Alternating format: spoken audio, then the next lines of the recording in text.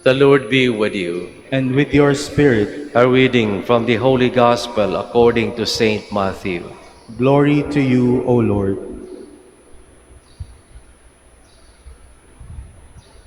Jesus said to his disciples, "You have heard that it was said, 'You shall not commit adultery.' But I say to you, everyone who looks at a woman with lust has already committed adultery with her in his heart. If your right eye causes you to sin, tear it out and throw it away.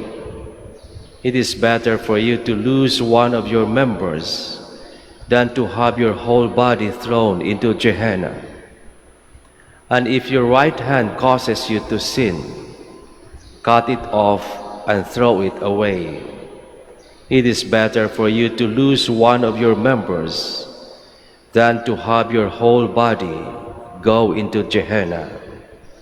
It was also said, 'Whoever divorces his wife must give her a bill of divorce.'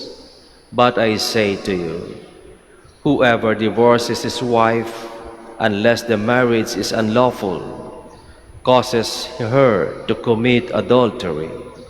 And whoever marries a divorced woman commits adultery." The Gospel of the Lord. Praise to you, Lord Jesus Christ. Please be seated.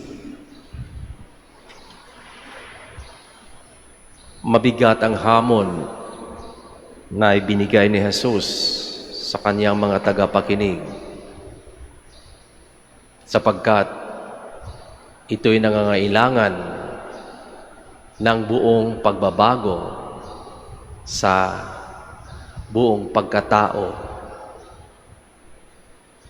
Ano ba ang dapat gawin para maiwas sa mga nabanggit na pagkakamali o kasalanan dito sa ating nabasang Ebanghelyo? Kadalasan, lagi nating sinasabi, handa tayo magbago, handa tayo magpakabuti. Ngunit ito'y pansamantala lamang, sapagkat pagkalipas ng ilang panahon, balik tayo sa ating mga dating ginagawang pagkakamali. Ano ba ang ugat? Bakit hindi natin magagawa ang magbago ng lubos-lubusan? Alalahanin po natin na sa pagbabago ng isang tao mula sa pagiging makasalanan hanggat sa pagsunod sa ating Panginoong Diyos, ito'y nangangailangan ng kooperasyon sa grasya ng Panginoon, at dapat bukas ang ating puso na tanggapin si Jesus sa ating buhay. Sapagkat kung puro lamang tayo salita at puro pakitang tao,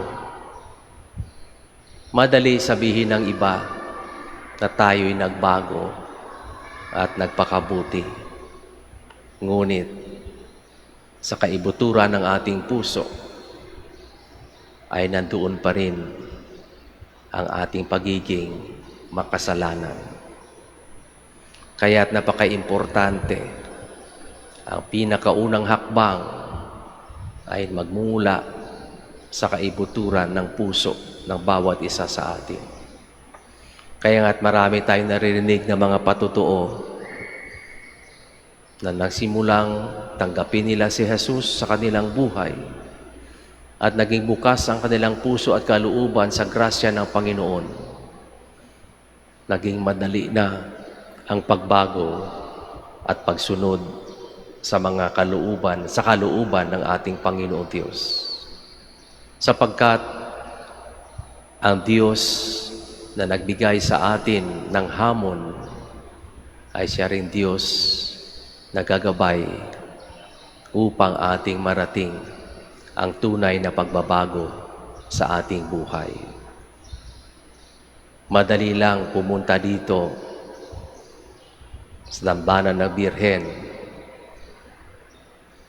at mangako na tayo'y magbago, na magpakabuti, umiwas sa mga masasama.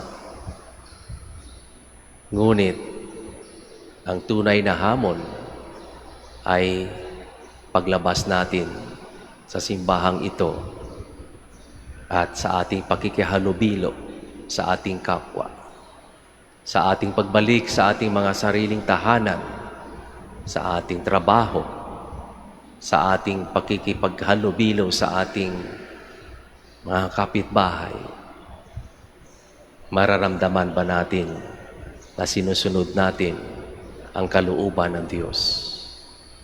Sapagkat kung hindi natin ito magagawa, hindi pa rin natin naputol ang tunay na dahilan kung bakit tayo gumagawa ng masama. Kaya sinasabi ni Jesus, putulin ang lahat ng yan. Putulin ang lahat ng kasamaan at palitan ng tunay na pagbabago, palitan ng presensya ng ating Panginoong Jesus. At nawa sa ating pagdarasal, sa ating pangako, sa ating sarili at sa Panginoon, ay ating magawa ang pagbabagong ito. Hindi madali ang hinihiling ng ating Panginoong Jesus. Hindi madali ang magbagong buhay. Kailangan natin ng tulong ng bawat isa. Kailangan natin ng grasya ng Diyos. Kaya tayo'y makikiisa sa bawat araw ng ating buhay sa grasya ng Panginoon. Siya mismo ang nagbigay ng hamon na ito at lagi nating alalahanin, siya rin ang tutulong sa atin.